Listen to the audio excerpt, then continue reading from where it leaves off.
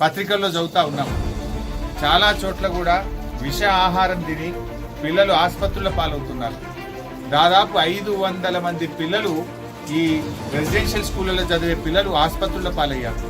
38 మంది పిల్లలు ఇప్పటి వరకు రాష్ట్రంలో చనిపోయినారు. ఒకవైపు పాము కాట్లు, ఇంకొక వైపు ఎలుకలు కొరుకుతా ఉన్నాయి. అయినా ఈ ప్రభుత్వం మొద్దు నిద్రపోతా ఉంది. అసలు పిల్లల్ని ఎలుకలు కొరకచ్చా? రామాయణపేట ఎస్సీ గురుకుల పాఠశాలల్లో 11 మంది పిల్లల్ని ఎలుకలు కొరికితే ఆసుపత్రి పాలైనారు. నిన్నగాక మొన్న నల్లగొండ బీసీ గురుకులంలో ఎలుకలు కొరికితే 13 మంది పిల్లలు ఆసుపత్రుల పాలైపోయినారు.